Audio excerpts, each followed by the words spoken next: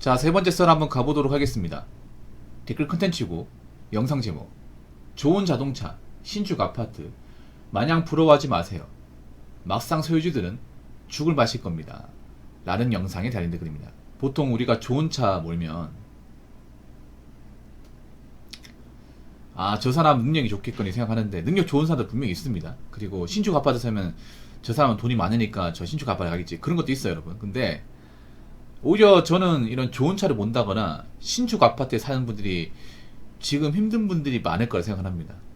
어려운 분들이. 능력이 좋은 분들 신축 아파트 삽니다. 네, 살아요. 근데 무리해서 이제 대출받아서 들어가서 이거 갚느나 분명히 허덕이는 분도 있을 겁니다. 왜냐, 신축 아파트 여러분 기본적으로 비싸잖아요. 어디 가나 비싸요. 분양가가 비쌉니다.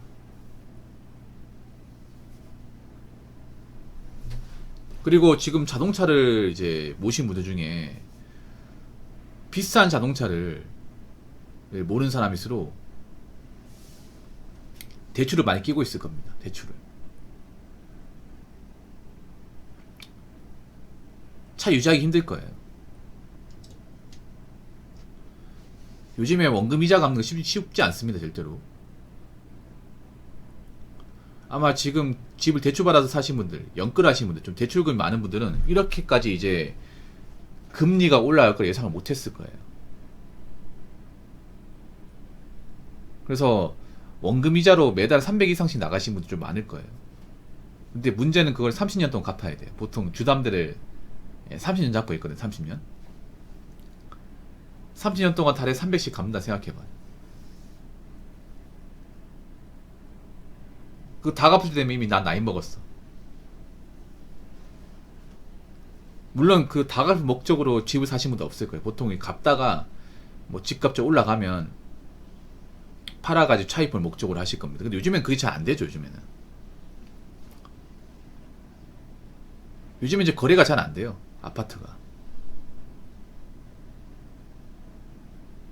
그래서 요즘에 뭐 아파트 거래로 먹고 살기 힘듭니다. 부동산 같은 경우에.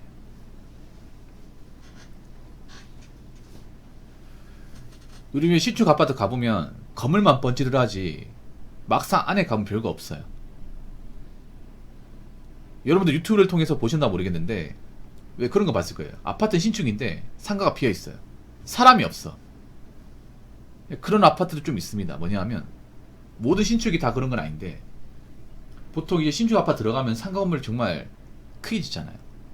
근데 크게 짓는데 낮은 데서 사람이 없어요. 분명 아파트에 사람이 살 텐데 상가에 사람이 없고 상가는 아무것도 없어.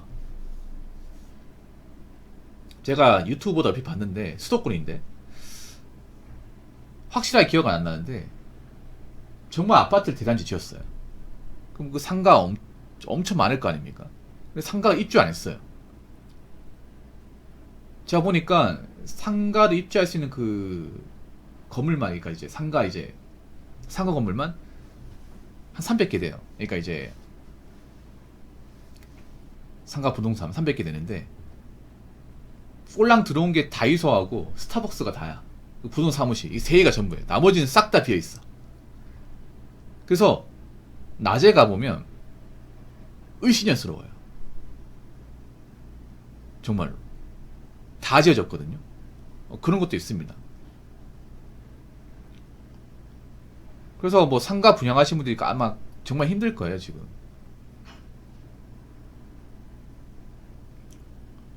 그리고 지금 아파트 들어가신 분들 중에 대출이 없는 사람도 없잖아. 뭐 대출이야 뭐 받을 수 있죠. 근데 뭐 자기가 감당할 수 있는 대출을 받으면 그나마 낫겠지만 감당할 수가 없는 대출을 받은 분들이 꽤 많아요 이게. 왜냐하면 그때 연끌 때 사람들이 좀 집에 꽂혀 있어가지고 자신들이 이 빚을 갚을 수 있냐 없냐는 생각하지 않고 무조건 집값을 오른다는 일념 하나로 그 무턱대고 구입하신 분들이 많거든요. 그래서 특히 서울이나 수도권은 또 집값 비쌌으니까 대출을 많이 냈을 겁니다. 5억 이상 냈을 거예요. 5억 이상. 그런데 막상 그걸 갚으려고 하니까 쉽지 않죠. 특히나 자신들이 처음 대출 받았을 때는 금리가 안 높았는데 지금 금리가 많이 올라갔단 말이에요. 그래서 이 정도로 이자 부담이 심해질 거라 예상 못했을 거야 아마. 문제는 지금 이제 몇 년 상간에, 그러니까 영끌했을 2020년, 2021년 하고 지금하고 비교했을 경우 금리는 금리대로 많이 올랐고, 그리고 이제 물가는 물가대로 많이 올랐어요. 거기다가 주변 경제 사정이 안 좋아지고 부동산 거래도 그때하고 지금하고 비교하면 좀 형편없이 적어졌습니다. 상황이 너무 안 좋아졌죠. 이게 앞으로 더 안 좋아지겠죠. 어떻게 보면 앞으로. 왜냐하면 앞으로 안 좋아질 수밖에 없는 게, 일단 점점 빚 갚기 힘들어져요. 점점 금리가 올라갈 가능성 높으면 이제 이자 부담 더 심해지잖아요.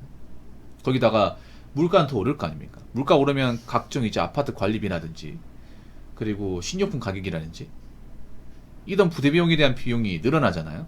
그렇지 않습니까? 전기세도 올라가고 난방비도 올라가고요. 그러면 아파트 매달 청구되는 관리비 요금도 올라갈 거 아닙니까?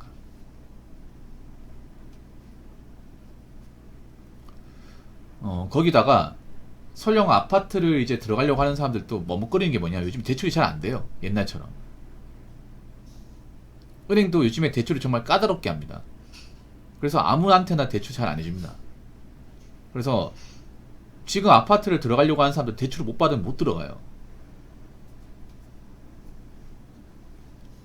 근데 요즘에 은행이 쉽게 대출을 해주지 않습니다. 은행도 알거든요. 지금 부동산 상황에 좋지 않다는 거 알기 때문에 대출 요건을 점점 까다롭게 하고 있습니다. 한도도 낮추고 있고. 그러다 보니까 뭐 아파트도 정말 이제 요즘에 뭐 대출 받아서 있잖아요. 많이 받아 들어갈 사람이 없어요. 그럼 막상 들어갈 사람도 없어. 거기다 지금 대한민국은 1인 가구가 늘어나고 있지 가정을 꾸린 분들이 늘어나고 있지 않습니다. 오히려 가정을 꾸린 분들은 줄고 있습니다. 우리나라 혼인 통계를 보시면 아시겠지만 점점 혼인 건수 감소하고 있어요. 보통 아파트라는 공간은 혼자 살기 위해서 만들어진 공간이 아닙니다. 보통 결혼을 해서 자녀를 키우는 분들이 만족하라고 만든 공간이에요. 그래서 1인 가구 늘어난다는 거는 아파트 건설사 입장에서는 좋은 게 아닙니다. 물론 1인 가구 사시는 분들이 능력 좋은 분들은 아파트 살아도 돼요. 근데 그런 분들 많지가 않아요. 혼자 살면 이 아파트라는 공간이 좀 부담스럽긴 해요. 아무래도 이제 넓기도 하고 손봐야 되는 것도 많고, 그리고 이제 관리 부담이 있다 보니까 가족이 같이 살 때 부담하는 거하고 혼자 꼴랑 사는데 부담하는 건 좀 다르거든요. 아무튼 그렇기 때문에 뭐 다 그런 건 아니지만 지금 좋은 자동차, 좋은 아파트 들어가신 분들은 아마 좀 많이 힘들 겁니다. 많이 잘 버티시기 바랄게요. 그리고 앞으로 무턱대고 대출받아서 무리해서 들어가는 좀 문화는 좀 없었으면 좋겠습니다. 결국 이것 때문에 지금 사람들이 힘들어하는 거니까. 그리고 우리가 그냥 무조건 있잖아요. 뭐 좋은 차 몬다고, 신축 아파트 산다고 무조건 뭐 다 부러워할 건 아닙니다.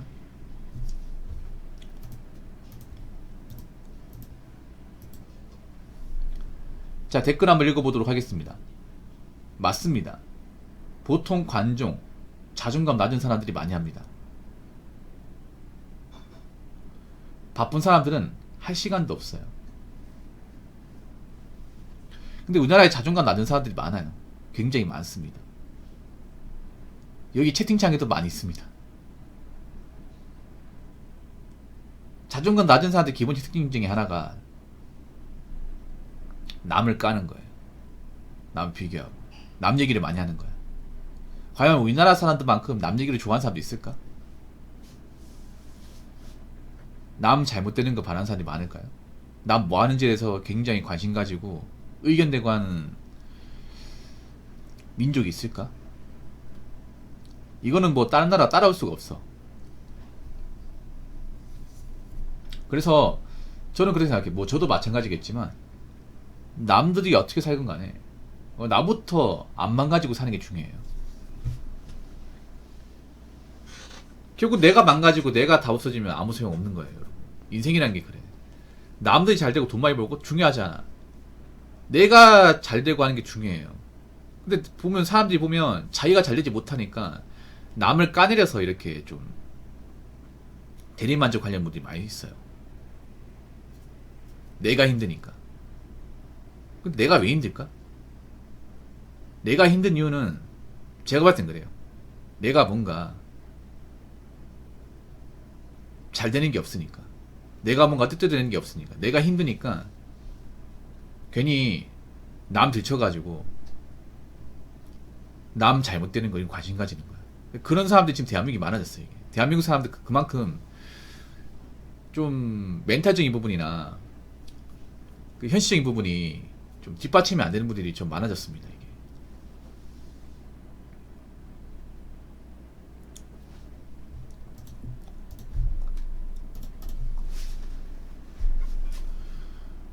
아무튼 제가 말씀드리고 싶은 거는 남 어떻게 살고 남 어디 가고 이런 거 중요하잖아요. 내가 잘 되는 게 중요해요. 내가.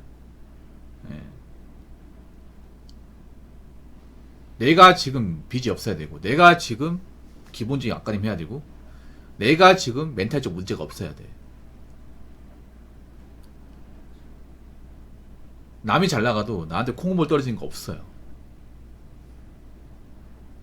내가 사람답게 살아야 내가 문제가 없고 남 신경 안 쓰고 살 수 있는 겁니다.